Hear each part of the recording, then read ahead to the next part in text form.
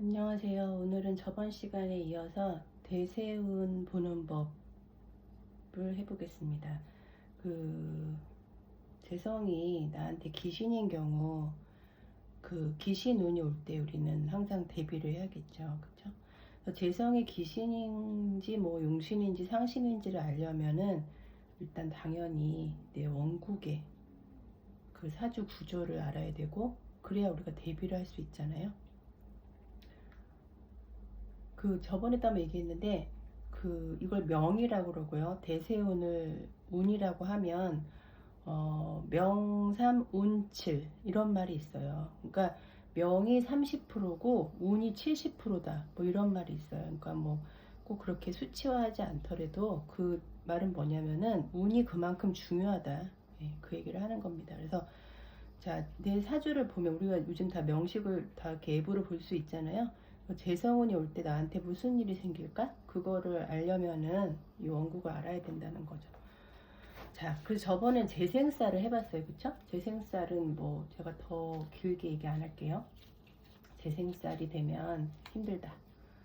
자, 재생살은 뭐 제가 뭐 나한테 용신이든 상신이든 희신이든 귀신이든 내 사주에 편관이 있으면요, 양인격 빼고, 그러니까 몇몇 드문 경우 빼고는 재생살은 힘들어요.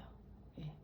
항상 이 재로 인해서 관에 문제가 생겨요. 그러니까 남자, 남친, 뭐 직장, 직업, 자식, 그 편관은 그런 의미잖아요. 뭐 아플 수도 있고요. 이 재성은 육체도 됩니다. 내 몸도 돼요. 그러니까 이게 이제 안 좋게 작용하는 거니까 뭐 아파서 되게 고생할 수도 있고 뭐 수술을 할 수도 있는 거고, 그쵸? 그렇게 해석을 해 주셔야 된다는 거예요. 그래서 일단 재생살은 뭐 그 정도 하고요. 그 다음에 이제 오늘 할 거는 제극인. 제가 제극인은 뭐 다른 강의에서도 많이 했기 때문에 금방 이해하실 수 있어요. 자, 인수가 내 사주에서 인수격이던가, 그쵸? 아니면 인수가 상신인 경우, 되게 인수가 내 사주에서 좋은 역할을 하는 그런 사주 있었잖아요. 뭐 상관 폐인이라던가 뭐 되게 많죠. 뭐 제격 폐인이라던가 그냥 인수격이라던가 되게 많은데, 그때 재운이 오면요, 우린 긴장을 해야 되는 거예요. 제극인의 현상이 발생할 수 있어요. 그렇죠? 자, 그거를 해석을 하려면, 그러니까 나쁜 제극인이죠. 왜냐하면 좋은 인수를 극하는 게 오니까 그땐 나쁜 제극인이에요. 그래서 그걸 통변을 하려면 인수의 특징을 알아야 되는 거예요. 그래서 우리가 이제 십신의 그런 성향이나 특징을 매일매일 하루에 뭐 5분, 10분이라도 공부를 하셔야 되는 거예요. 그런 해석을 잘 하려면. 자, 그래서 인수는요, 부모예요, 부모. 이제 우리가 일반적으로 엄마라고 또 얘기를 하는데 부모일 경우가 많습니다.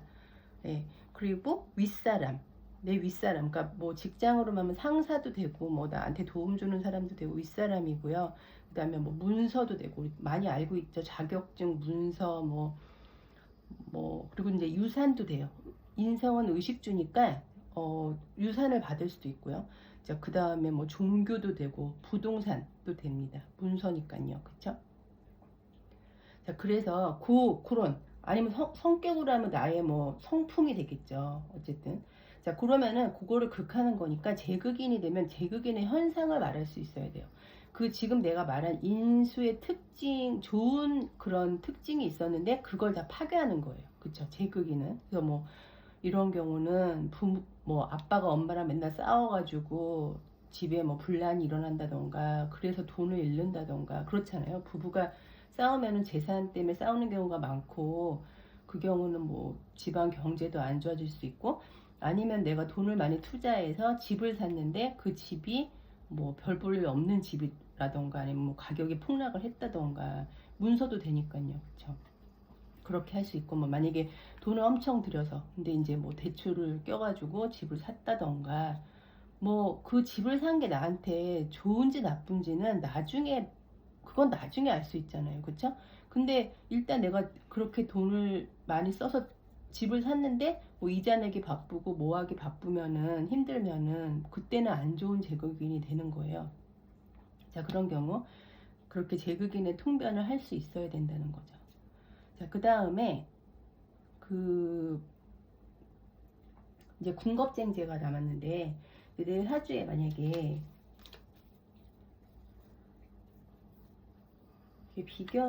비견이나 겁재가 되게 많은 사주다. 일반적으로 록겁격이 그런 경우가 많이 있겠죠. 그쵸?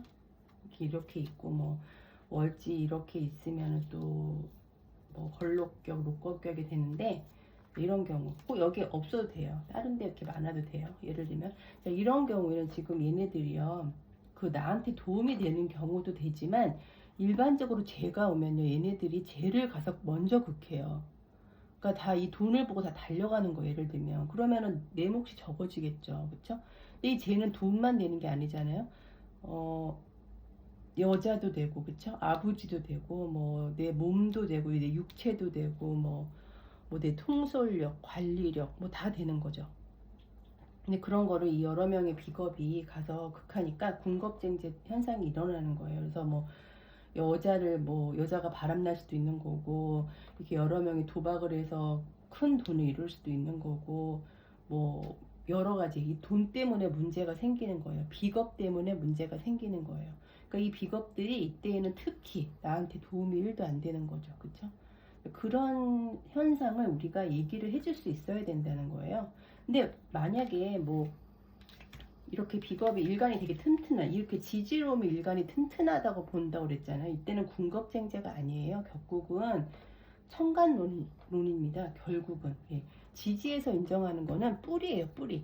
이 천간에 어떤 십신이 있을 때 이렇게 지지가 있으면 그 뿌리가 있다면 되게 잘 쓸 수 있는 거지, 이 지지 자체가 뭔가 일을 하진 않아요. 그러니까 뭔가 일을 하려면 천간에 떠야 되고, 천간에 뜨려면 지지에서 3반합을 해야 돼요. 제가 그건 계속 강조를 할 거예요. 자, 그래서 이렇게 일간이 강하고, 만약에 뭐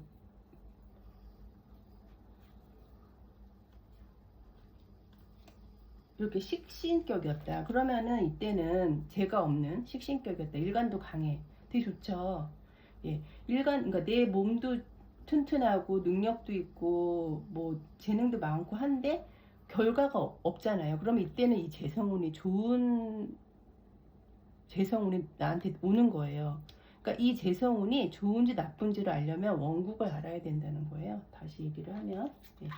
자, 그래서 그 대세운 볼 때 재운이 오면 우리가 바짝 긴장을 하면서 내가 돈을 벌지, 건강을 얻을지, 아니면은 돈을 딸지, 뭐 돈을 많이 잃을지, 뭐 그런 거를 확인을 할 수 있는 거죠. 미리 이거를 알면, 이 구조를 알면. 그래서 우리가 사주 공부를 하는 거고, 손님들한테도 그렇게 얘기를 해줘야 돼요. 뭉뚱그려서 뭐 너는 재운이 좋아, 너는 뭐 식상운이 좋아, 이렇게 하면 안 된다는 거죠. 뭐 이해도 못해요. 그 손님들은 재가 뭐고 뭐 식신이 뭐고 이런 거 잘 이해를 못합니다. 근데 이제 요즘에는 이제 하도 이런 명리 공부를 하는 젊은 분들이 많아서 그런지, 저도 그랬고요. 저도 젊었을 때 공부할 때 그 사주를 보러 더 많이 다녔어요. 그 사주 공부하기 전보다 훨씬 더 많이 다녔어요.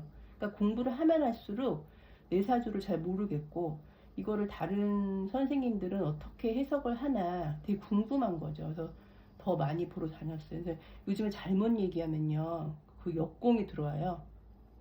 제 사주는 이런데 그렇다고요? 이러면서 그렇게 막 물어보는 사람도 있죠. 예, 저도 그랬고요. 자, 어쨌든 그 재성이 일반적으로 안 좋게 작용을 할 때는 우리가 긴장을 하고, 그거를 이제 통변을 해주면서 고를 수 있으니 조심을 해라.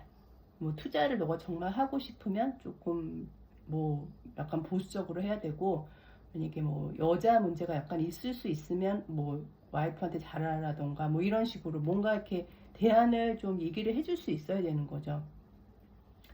자, 그래서 오늘은 그 재성이 귀신인 경우 통변에 대해서 해봤습니다. 다음 시간에는 그 관성이 귀신이 되는 경우에 통변을 해보겠습니다. 감사합니다.